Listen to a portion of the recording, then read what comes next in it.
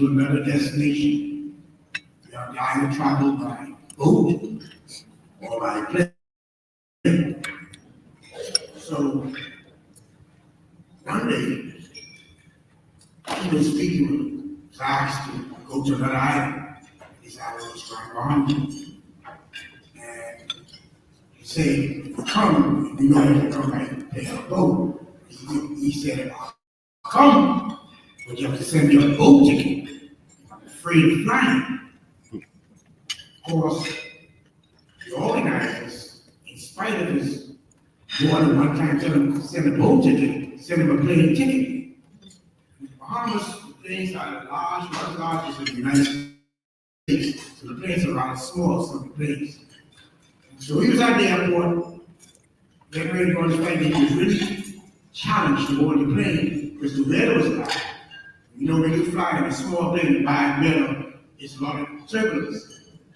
So the pilot walks up and says, Sir, you don't have to worry. I'm the pilot, and you're going to be all right. He said, I understand, but I'm afraid flying small plane. He said, not a problem. I mean, when your time comes, your time comes. If you fly the car, and your time comes, your time comes. He said, you sleeping in bed, and your time comes, your time comes. He said, look here, I'm not worried about that. But what have I up there to play for you? And your time comes.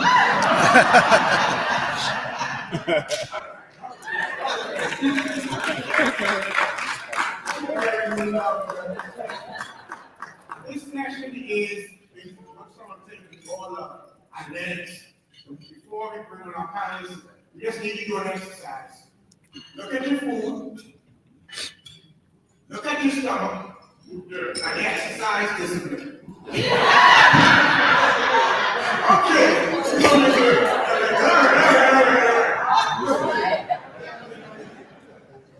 So, on this session, our moderator, Dr. Kenyatta, the host.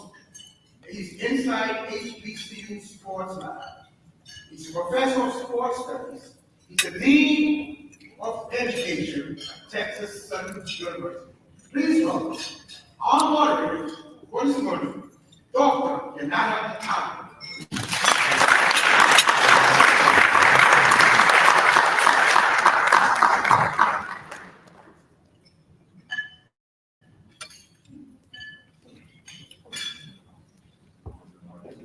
I want to say thank you for such a warm welcome, and it's really good to see the family in the building, as we like to say. And feel we're over here in Bahamas with the Bahamas chapter for this national alumni convention. Everything has been more than what I expected, so I wanted to take all the different.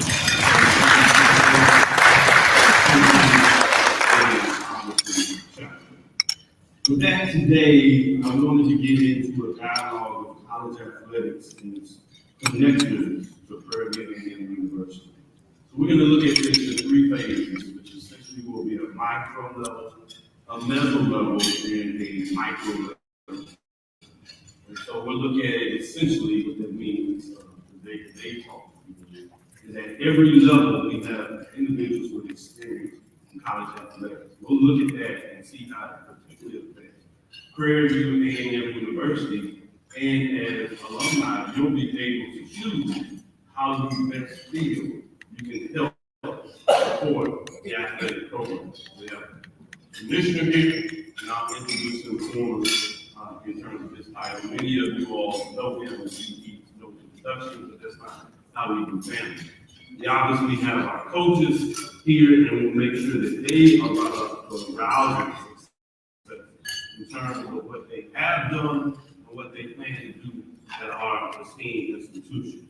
We also have a connector that's in the media and has come through the ranks, if you would, in regards to what he's done on the field and what he's doing amazing off the field. And we'll be able to talk about that and his thought process of a very overall perspective of what that means in terms of college athletics.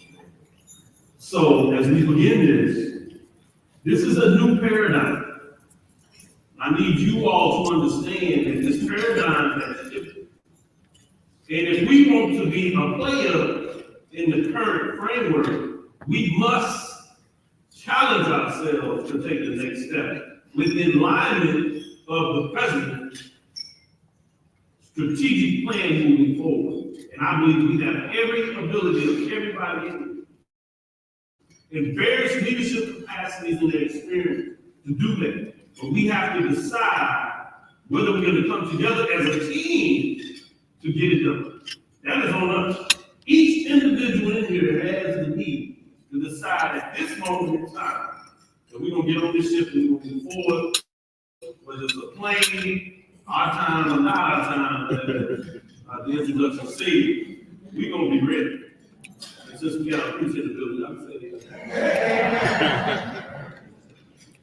I kid because I kid. With that being said, let me get on to the seriousness of the business. We have one of the best out there, and I say that with full confidence. I met Charles and students when we were trying to figure out life. I wouldn't get too far into that because he is a point now that I can't embarrass him to that individual. He is now serving as the SWAT commissioner, but he actually had a start in Mississippi in terms of growing up as a youth and transitioned and went to Prairie View University, as I said, at that time. He was across the campus, as you heard people talking about Oklahoma, Texas is what we like to call it. I was on the engineering side, he was doing this stuff in business. And he moved through that lightning speed and got it done. But based on his accolades from that perspective, he had the opportunity to become the director of athletics at Prairie View University. As you know the history, he took it to heights that we had not really seen, in my estimation, as I call myself a researcher, since at least the 60s, maybe the 70s, if we're trying to be kind.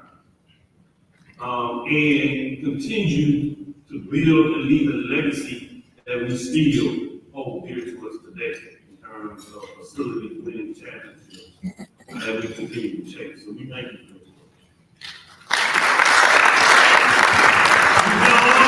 Southern University, obviously that is the rival institution, but like anybody in Prairie View, it doesn't matter.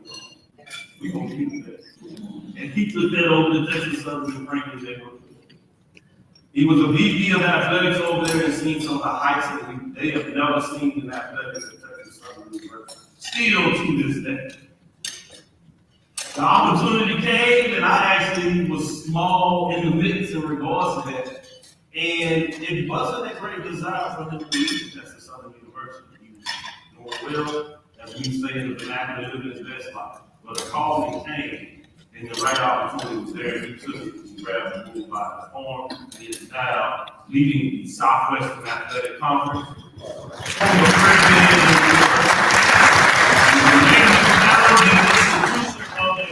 That is now expanded to 12 members. Many people call it the mega conference, super conference, whatever. I can say it's the best conference out there. Y'all can call it name, brand, whatever you want. But he's leading that. And this is directly reflected in terms of the financial status of it. I won't get this out directly because we got a lot of folks recording this. But financially, I can say this, it's doing better than it ever has done before. So that's here, yes. That's a prayer. We can use that money. But keep going. We want to be the American top. Now, he can't say that. He's the commissioner, so you got to look at it by evening, but we can tell him.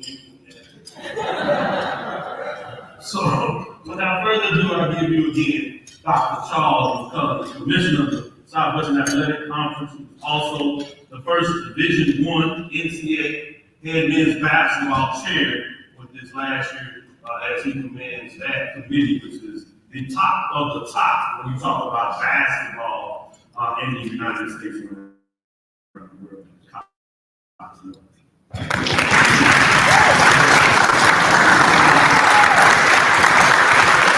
So we can sit down and just have a conversation about it and ask some questions. We will save some time for participation in the crowd, so to make sure that we can get into this dialogue. But I wanted to talk to this, and this will be a common refrain with many of the other individuals that we'll bring up, is we think we know everything about each other. You know, as a public figure, oftentimes you live this life out in public. But this is a chance we, when we don't have a lot of people in here to speak here. Tell us something about yourself that we don't know. Don't answer that. Don't answer that. Can you hear me? You know, I'm not quite sure if there's anything that I really want to share. Good answer. In the conference office, Mrs. B is at the front desk. And I get calls, she says, Dr. McClellan, such and such call, ask for Dr. McClellan, patch you through. And such call, ask for Charles, patch you through. When she said, they called and asked for Chuck, I said, oh, patch you through. That's crazy. You know, I do think, Dr. Cabell, I don't know if there's anything out there that I would share. Life gets pretty hectic. And you spend a lot of time trying to figure it out. I think the one thing that I have to do more is to try to relax. It's athletics all the time. Athletics is a business, and we're in the business of education. You know, all of this is to educate. Great athletic programs open up that window in order for you to be able to effectively recruit. We talked a little bit about, you know, the dollars. And I was at Prairie View, we had to send money to the SWAC just to keep the doors open. I was at Texas Southern, we had to send money to the SWAC just to keep the doors open. As a matter of fact, when we went to the NCAA tournament, we had to pay to go because the SWAC did not have enough resources to even reimburse us for the money that we would have to go coach to buy tickets and things of that nature. We went from a $5 million budget in 2018 to a $25 million budget. And of that $25 million, we distributed back this year $14 million to the institution. So if you win football, it's about a $3 million win.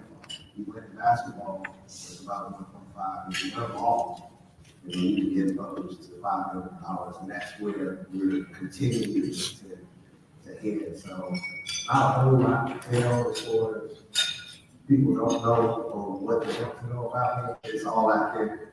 Some good, some bad. I stay on social media because it's a lot. I don't have to be on social media, so I read it, I agree with it a lot. But no, I'm not allowed to grow this last over there. In terms of potentially $5 million, when that football, basketball, along with some that's real. Yes, it's actually an opportunity. It kind of happened to me when I became commissioner. I took the job the 3rd of September 2018. My first meeting was with the city and the stadium. And they called me down. The championship game was at Legion Field. We had announced it. The mayor and the interim commissioner were on TV. And I went down to the stadium and they said, well, we were told through reading the newspaper that the championship game was here. And I was like, yeah, that's why I came down here to discuss it. They were like, well, we have another football game on that exact same day. I'm like, how does that happen? Right? So nobody said anything. It was UAB was part of the conference.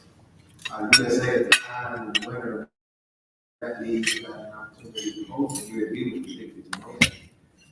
So we currently changed it to playing on campus. But with that, we wanted to continue to see financial incentive. So if you get an opportunity to host a coach, I pray you just to keep all of the revenue from that game. Right? And then if you win, you get another $1 billion to go to the celebration ball. And then you get another $1 million on top of that, where the conference distributes back to its membership. So from a football perspective, you have 3 opportunities to get into the win. From a basketball perspective, we now put up 200,000 for the tournament for the men and women, and there's another 25,000 for regular season. So we create all of these incentives to be able to help the institutions pay for the cost of participating in the collegiate athletics. And that idea actually came from the root of the athletics director in the program.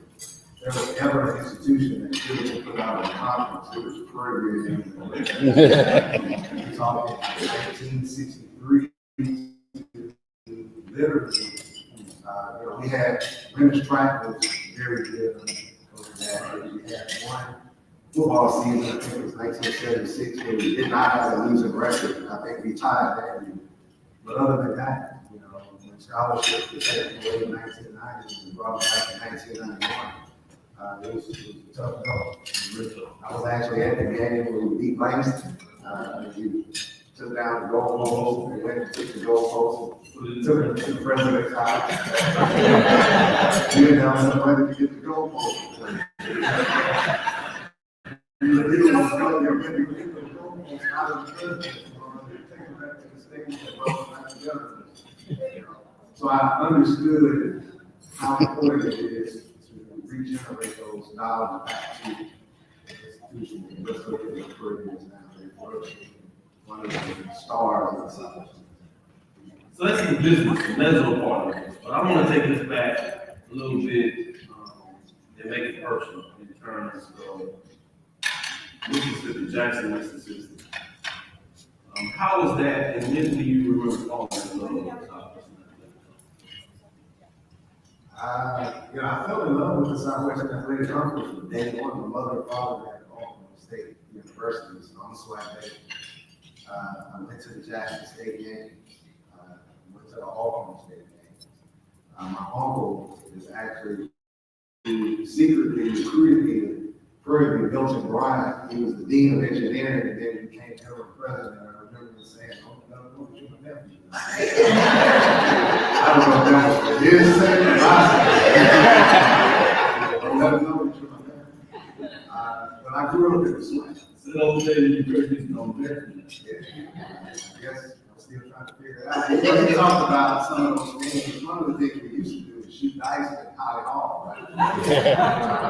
He didn't teach me well. I'm going to tell you yesterday when I was off. That's one thing I did not pick up there. We used to shoot dice and high off. But the SWAC was who I am. I've had the opportunity to lead. I've chosen to stay. I heard this all the time. The kids have an opportunity to go elsewhere where they go. Well, my 2 boys participated basketball in the Southwestern Athletic Conference. So we're SWAC all the way through. And again, there was a lot of work continued to be done within the Southwestern Athletic Conference. I had an opportunity when I was looking at the SWAC. I was the finalist for the Fresno State job. So the AG job was looking at Fresno State, the SWAC job was open. And my wife said, Prairie View gave you an opportunity to be athletics director, and you were not qualified. And they poured something into you. You took that to Texas Southern. Texas Southern gave you an opportunity to do some things that you never would have had an opportunity to do. You always talk about your SWAC. I think you'd be a hypocrite for going to Fresno State. I agree. That's real. You control the checkbook. And it's better for us all. Coach Byron Smith would understand this question. I'll relate to it, I should say. Is it true on your trip from Prairie View to Jackson State? Is it true in the game that you swam? Basketball swam? Or is that just a tale of the tape? Well, I actually came to Prairie View with the hopes of playing basketball. I played basketball in high school. When I got to Prairie View in 1989, as you know, that's when we canceled athletics. It went away spring 90. And at that time, you could play basketball, you could play football. They used to put the signs up in the dining hall, say, if you want to play football, put a sign up. I didn't have any sense of fortitude to even roll the place. I said, I'm just going to go on the intramural side.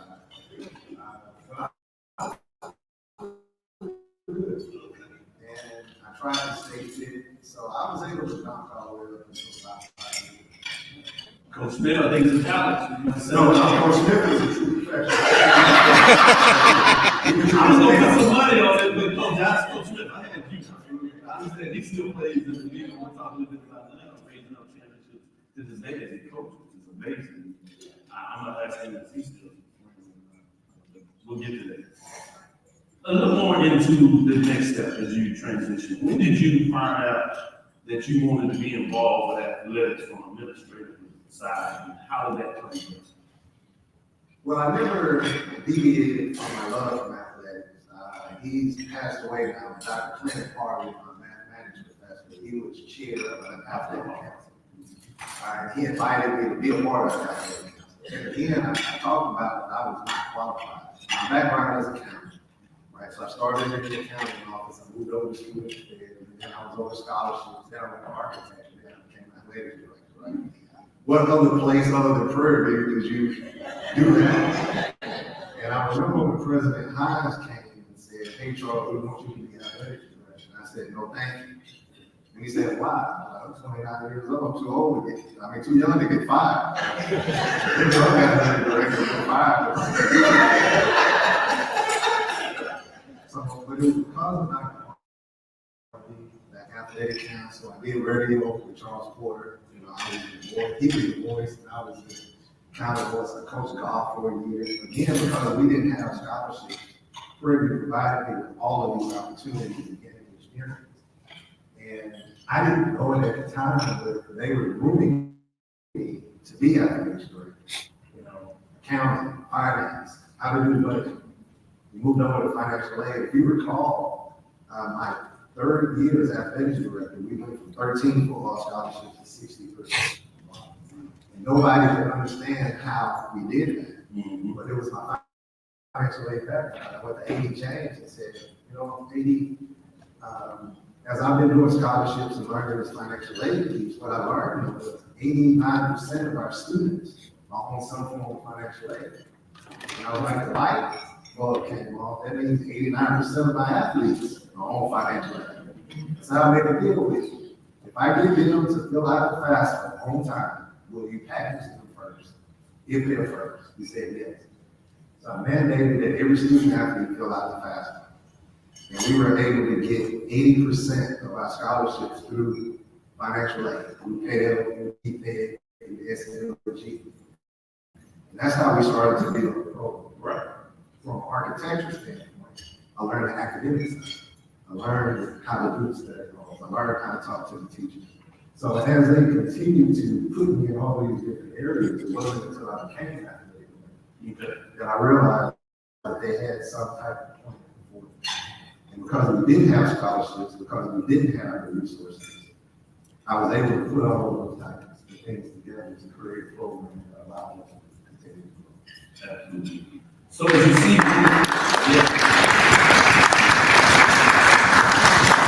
as you see, one of the things I wanted to do as we had this dialogue is not only talk about Charles the individual, but also create this program and remind ourselves of the history that we transition when we get to where we are today. Which again means that you have to continue to move to do the steps as we move forward. Which leads me to my next question. And I want this from the commissioner's perspective.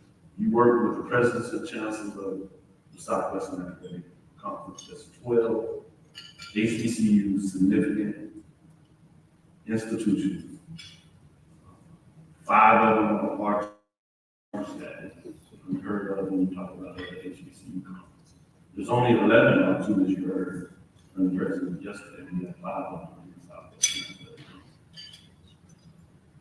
Law schools, we have 3 law schools. Several engineering programs. Several nursing programs. Education programs in each one of the 12 institutions. So you see where I'm going from an academic perspective of what the Southwestern Athletic Conference is. So you manage that, you see that, not just athletics as well, but obviously when you work with the director of athletics at each institution, VPs of athletics as some are called, the coaches, various programs. What do you see with your experience from coming out of athletics, also what you see with other conferences and institutions that you meet in the NCAA with those institutions at various levels, let's be frank, people, Thomas, 4 or 5 at the medical college, the group of 5, the FCS programs.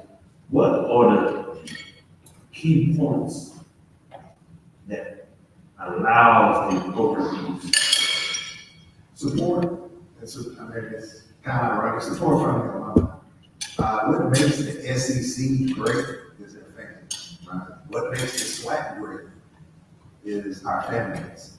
There are a lot of entities out there that have written about the Southwestern Athletic Conference and said that we are the Black SEC, but not just from a competitive, from academic. What we sell is whatever it is that you want to be, you can come to one of our institutions and be that. We talk about the varying levels. Me and Cheer at the basketball committee put me in a room of individuals that I never thought that I would be in the room. So when you're talking television contracts with CBS in the tune of $30 billion, and I'm the representative of those talks and those conversations, you kind of lose your breath a little bit. They just don't haphazardly put you out front to do those types of things. I've met several governors. Politics is very profound in the world of sport. I can tell you, I had the opportunity to go to Capitol Hill. I talked to, our legislators, Black caucus. And I know you know this, but I would say it, don't always believe everything you read, especially social media. Right? But when you start talking about the legislative efforts of being able to talk about name, image, and likeness, right? We teamed up with the SEC, and the SEC is in Birmingham. I thought Greg said it quite a bit. And what Greg said rang true. He said, Charles, we have the same problem. Mine does have more zeros than him. He's a billionaire. I'm in about $150, $160 million when you start talking about all of our contracts. But we had one thing in common, and that was we did not believe student athletes should be deemed employees. So I was on Capitol Hill at the same time Greg Sankey was on Capitol Hill. He could not meet with Senators Blumenthal and Booker. I got the meeting along with my fellow commissioners. And Booker was the one that advanced the deal about name, image, and likeness. And what we said was, if you do what you're talking about doing on name, image, and likeness, what you're going to do is you're going to create an employee out of a student athlete. You're trying to solve the problem at the University of Texas.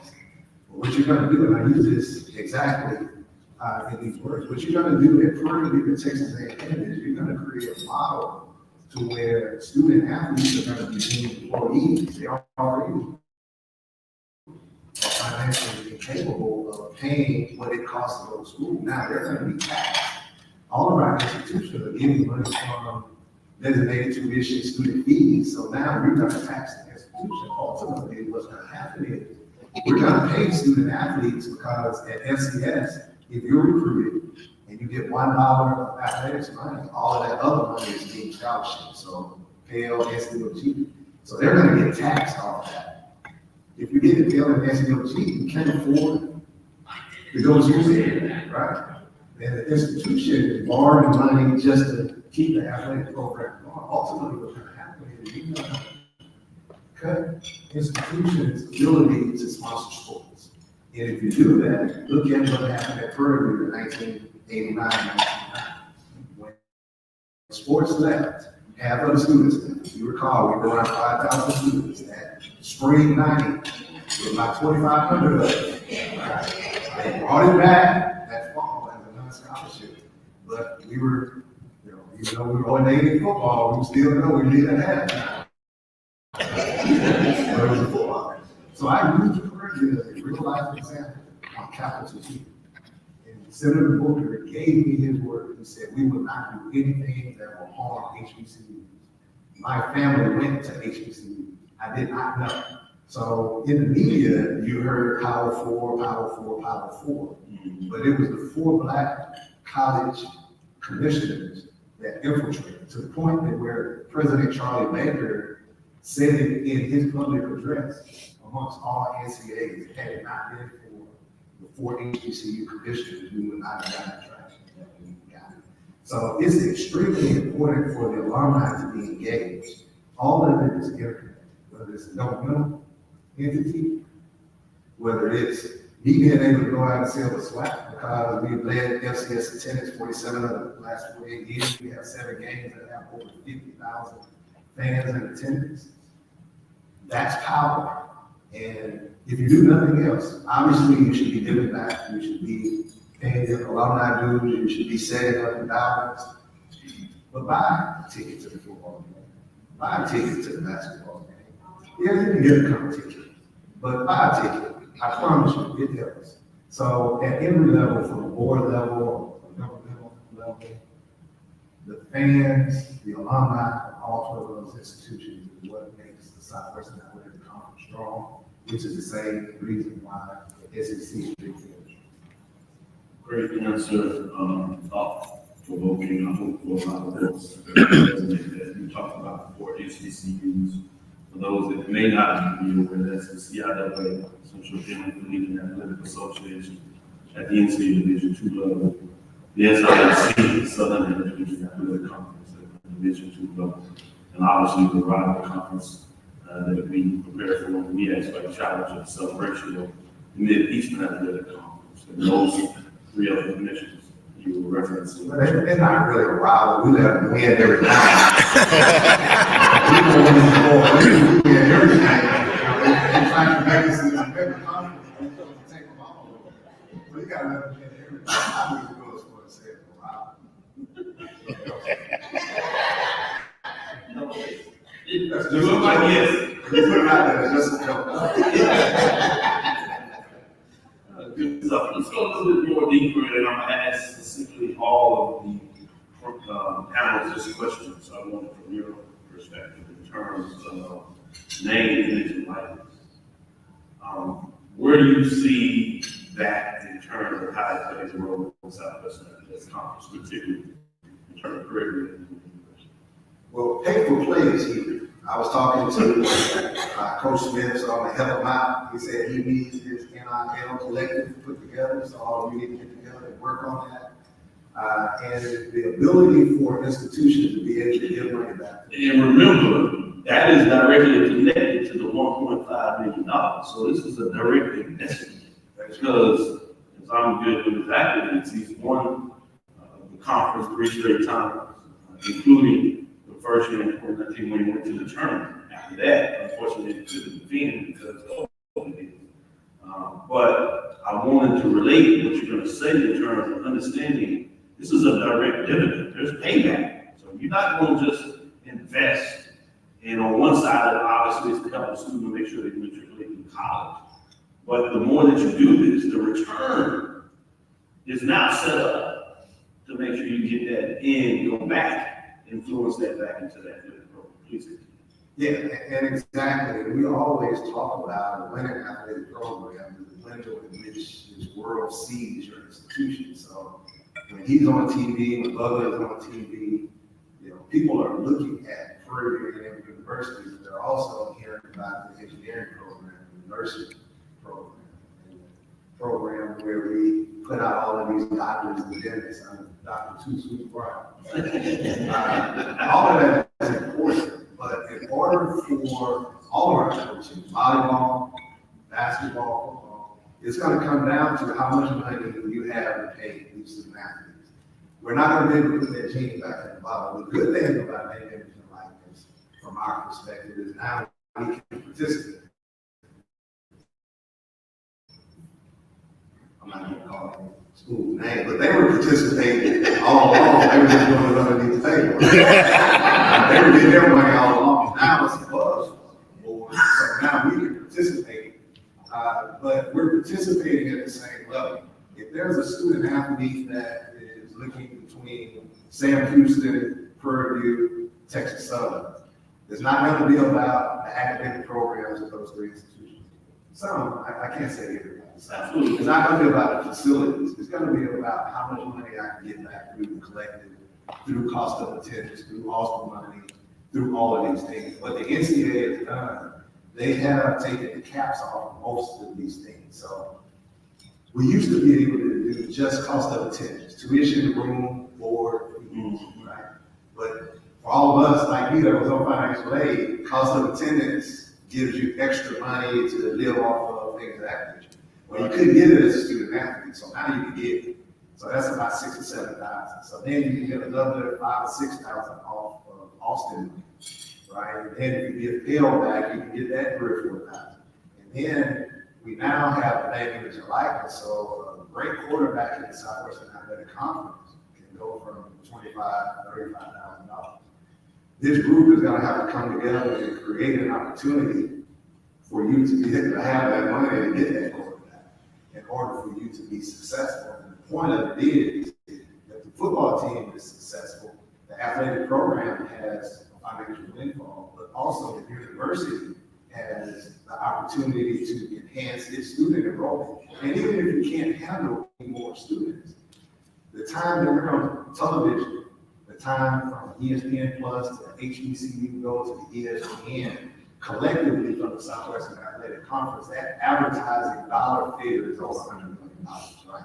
So you're advertising your institutions in a manner in which you could not possibly. And with the addition of Coach Prime being Sanders, we are now coast to coast. What we found is that the non-traditional black viewership did not fall off.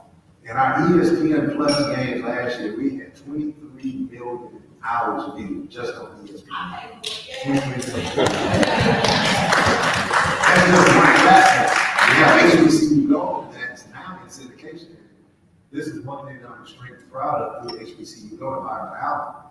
We were the only FCS conference, and obviously the only HBCU that had primetime games on Saturday. We were only regulated to playing on Thursday nights and then on digital on Saturdays because all of these slots were used up, and they did not think that the value was there. Byron Allen came in, created, so we're in syndication. So in Houston, you turn on your TV every Saturday, you see this white hand. But that's the same in Hawaii, that's the same it is in Maine, and it's prime time. And you're starting to see those numbers. So, 23 million on Plus, another 15 million or so on Go, and then we're creating these other games on Sweat Digital Network. We're going to be in 60, 70 million hours viewed just on Sweat. And that's an advertisement for Prairie View. Nassau, Freeport, you hear that streaming, and you can see your Tigers in your Panthers in terms of these teams. You can see Prairie View and University Panthers. With that being said, I promised to leave some time for questions and we'll write upon that. But I wanted to say when we talked about Dion, I call it the prime effect, and some little research that I actually did after. And essentially, the framework you're talking about is I say it's similar to an antique car. Oftentimes, you see the antique cars that repaint everything and it looks beautiful from the outside. But also, one of the unique parts is they'll have a chance to open up the hood. You'll see an engine. And if it is a prime model car, they rebuilt the engine. You get a chance to really see the car. It's really nice and up there. Well, the thing, once that happens, and you've seen that prime engine, you can set the hood. But the value and what you understand in the image is there. And that's kind of what took place during the hype along with the expansion. What you brought today from Coach Prime, they've seen it now. And so now we move forward. So before I get to questions, close out.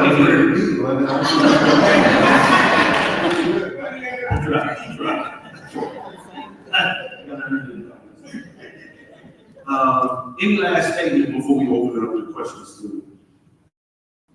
No, it's just thrilled to be here. I'm extremely proud to be a Prairie View and University graduate.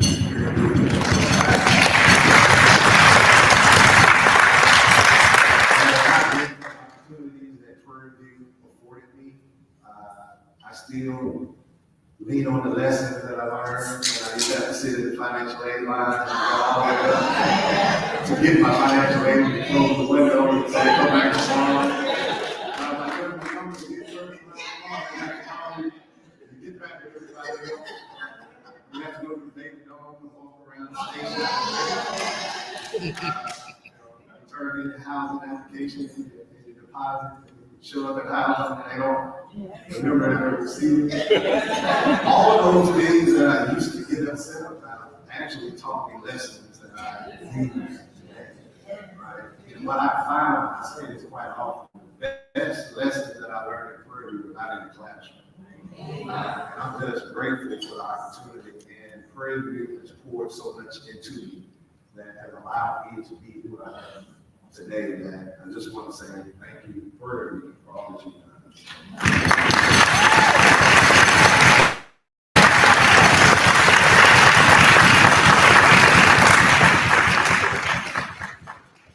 Great job, great job.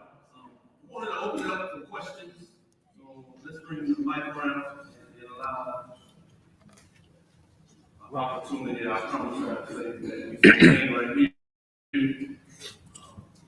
We'll move across the room. We the 15-some minutes we have plenty of time to get started. Morning. Good morning. Philip Dawson, Bahamas chapter. Thank you. Congratulations to Dr. Charles.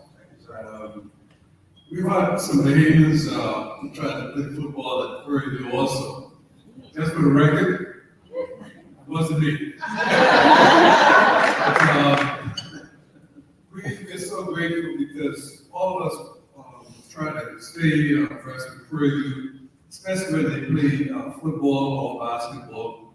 And we know that they had a problem many years ago trying to win a football game, except when they played, I think, Mississippi State was? Mississippi Valley. Yeah, we always make sure we play them because we could beat them. And so, but I'm interested in the SEC and the SWAT. Yeah, SEC and the SWAT. Is it like separate but equal in terms of, the SWAT is more black, SEC is more white? Well, Is that a fact? it's definitely separate. There's no equal. When you hear Power 4, they're talking SEC, Big Ten, they're like 1 and 2. And then you have ACC, Big 12, right? So where the Big 12 used to be way up, now Texas and Oklahoma have gone to the SEC. So the SEC is the big boys on the block. So you're talking $1 billion, a little over $1 billion a year in revenue. The Big Ten is somewhere in that $1 billion a year.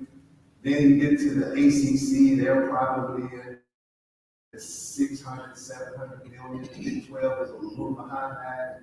Obviously, when they started taking schools, they started taking, especially the Big Ten, to the majority of the Pac-12. So the Pac-12 is done. I had an opportunity to sit with Byron Allen, and we were talking dollars and the package that they have. I'm sitting with the sales team, and he said something that resonated with me. He said, when you go out and sell a swag, you sell a swag as a $1 billion entity, because if you sell it as a $1 billion entity, they're going to treat you as a $1 billion entity. You need to sell it for what it's worth. And ultimately, what happens at that Power 4 level, there are games that we have more people in the stands.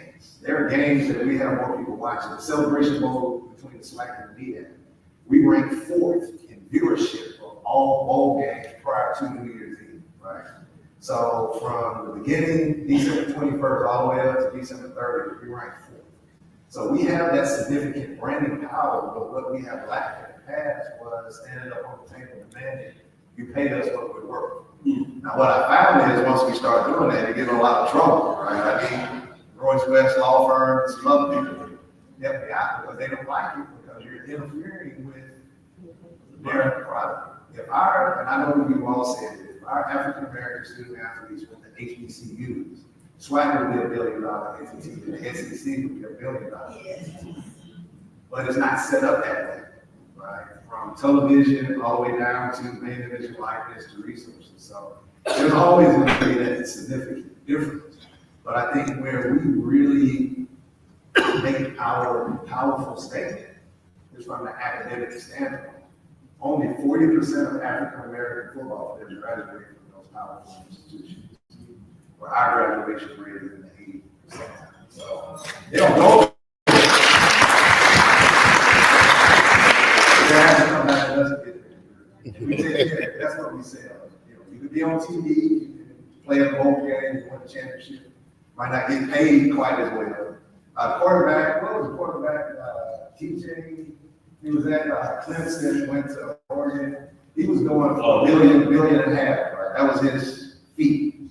So to go play quarterback wherever he went out, Miami, it was $1.5 billion. You know, he goes to the high school, right? But if you go to Purdue and you play football and you get your engineering degree, you're gonna make that $1.5 billion times 10 throughout the course, and that's ultimately what we're saying.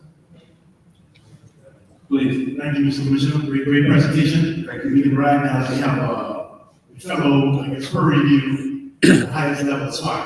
Yes, sir. Listen, we, I encourage a question now. The tourism corporation. Is there an opportunity as we do with the big schools that come to, we host a big conference fair at Atlantis? So they're world renowned now. Is there an opportunity to lift up the same kind of recognition as SWAC, playing major teams here in the Bahamas, or even SWAC, the Canadians want to beat you at every game possible, right? Or even having similar levels of sports at any level played here. Yeah, the answer to that is yes. We were at Texas Southern. We actually played a football game over here. And we have some individuals, not to get too far, and again, like I said, it's recorded. We're talking to the Minister of Tourism, preliminary talks about bringing the football classic here to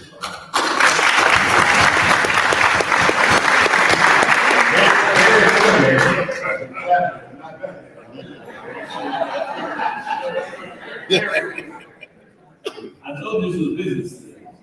The business will keep there first. Additional question over here in the corner. Go ahead. I love the idea of you moving the SWAC championship to the universities. I think that's great, build up the universities. But is it any way possible we can, when it comes to ticket sales to the visiting team going to that university, is it any way possible that the conference can buy so many tickets so the visiting school can purchase them? Because the last 2 or 3 championships, it's real hard to buy tickets from the home team because they're holding them tight for their team, which is great and their fans, but it makes the visiting team to help support and we all can enjoy the game. It makes it real difficult.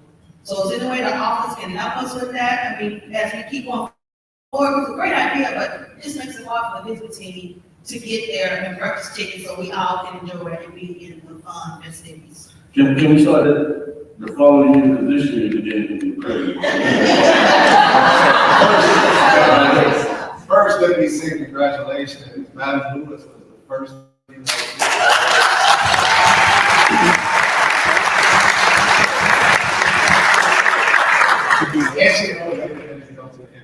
reason why she's so hard, I heard it in the last session, the previous. The reason why she's so hard, she was the line judge, so she got messed out by both. All those outside companies to get back to the conference room. Reggie So she has that, that's that football. Ironically, we probably have to do a much better job of communicating. There is a ticket allotment for visiting teams. So if it's not trickling down to you, reach out to us, we can make sure. From what we got is that those tickets were returned, right? So when I say return, they don't necessarily send them to Prairie View. They work with Prairie View to say they're here to work with us. So if there are separate groups, I guess it kind of goes into the conversation we have about foundation and national alumni and university, and we can merge that together. The short answer to your question is there are tickets that are allocated, so you don't have to go through what you went through. That's a part of it. There are tickets available, but if purview makes it, I will reach out to make sure that we be proactive in ensuring that we have opportunities. In 2025. I'm commissioner, so I got to use commissioner terminology. I have to say it, if I say when, I will be. It's being reported. Go ahead, please. Glad you're here. Thank you for all that you're doing. What is your vision for the SWAC 5 years? What will it look like? What are your thoughts there? You just signed an extension, so it'll be good. That's another good question, in which I have to be careful in answering. We do have a strategic plan. And I can tell you we are in the middle of that strategic plan. We have the innate ability in this current environment to kind of write our own ticket. So I'll say this, and I'm gonna come back to your question, and I'm gonna tie this statement into your question. Part of the challenge that I had as an athletics director at Peruvian Texas Southern was that we had no representation within the NCAA, right? So we made a concerted effort. We have 23 individuals, and I just got an email yesterday, we're put on the NCAA committee. So we have a record number ever, 25 individuals from the SWAC that serves on NCAA committees. So when I was at Purdue and we got in trouble with infractions, right, we had no recourse. So now we have people in infractions. When we had APR issues, we had no recourse. Now we have people in APR. President Ross, we recommended him work through the process. That's why it was important for me really not to mess up being a basketball committee chair, right, because it was a test. And it has now opened up doors. President Ross is on the Division I Board of Directors, so that's who makes all of the decisions for the NCAA. He's not on that board. So at every level, SWAC is intricately involved and strategically placed to make sure that we have what it takes in order to get our rules passed and the things that we need to get done. I say that to say there's going to be some changes that we're going to need to be able to make in the rules to allow us to do the things that we really want to do. But I would say if we stay together as a collective 12, then one of the visions, Roosevelt, is to move up together as a collective 12. And it goes back to the question of the difference between FCS and FBS football. So we're Division I and everything else, but everything in the NCAA centers around football. I know older region bros, Linden bros, Five-Star Jam, know that basketball is significant. But they did not ask Kelvin Sampson, did he want to join the Big 12, right? They asked football. Basketball kind of goes along for the ride. So anything within the Southwestern Athletic Conference that we have to do from a rules change perspective will be centered around football. But if we move up as a group, then our money is going to triple simply because of just changing the designation from FCS to FBS. But a lot goes into academics goes into. We can't have our teams on probation for APR not getting academics done, right? So that's why we're investing money in the student athlete initiative. And again, I always reference, don't listen to everything that you hear out in the public because there's so many different small strategic steps that you have to make to get to an end result. And because it doesn't happen overnight, a lot of people don't ask the question, what does it take in order to get there? To be able to move the conference forward, to even be able to talk about finishing that strategic plan, we had to get academics straight. We had to get facilities straight. We had to get television straight. We had to get officiating straight. There was so many things. We had to get reputation straight, right? So there's so many things that goes into just getting credibility.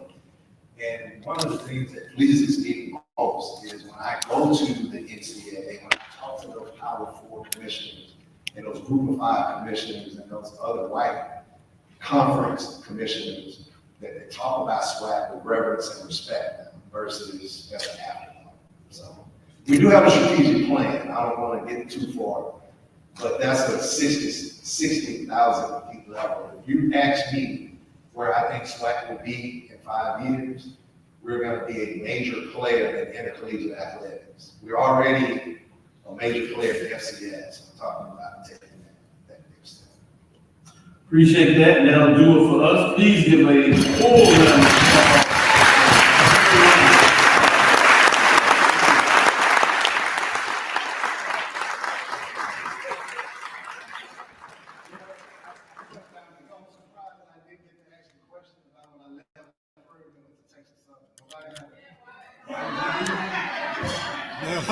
You know, I came back to homecoming. It was the second year after I left. I was born.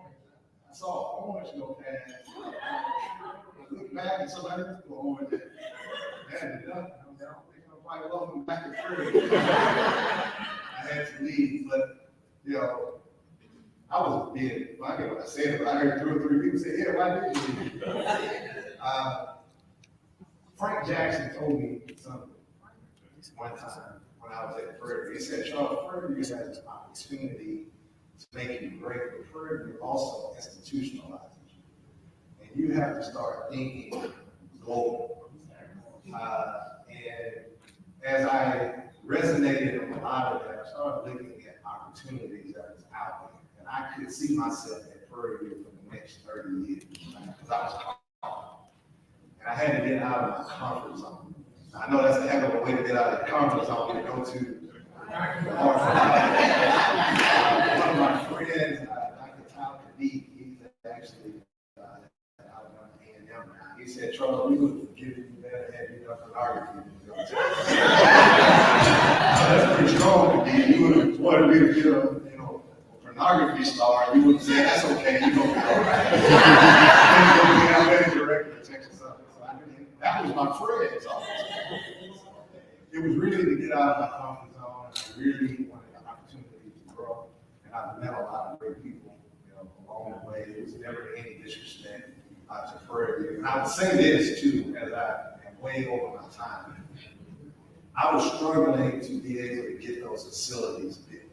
And when I left and went to Texas Southern, I think I did more good with Prairie by leaving than I ever could have by staying. We had turned the program around. We needed those dollars for facilities. I couldn't get it on. And when I went to Texas Southern, it kind of created a storm. So I did more good for Prairie, in my opinion, by leaving than I ever would have had by staying.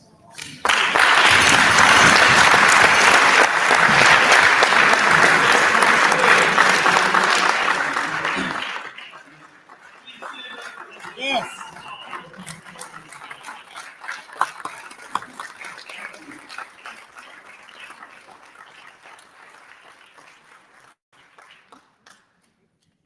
I promise I'm not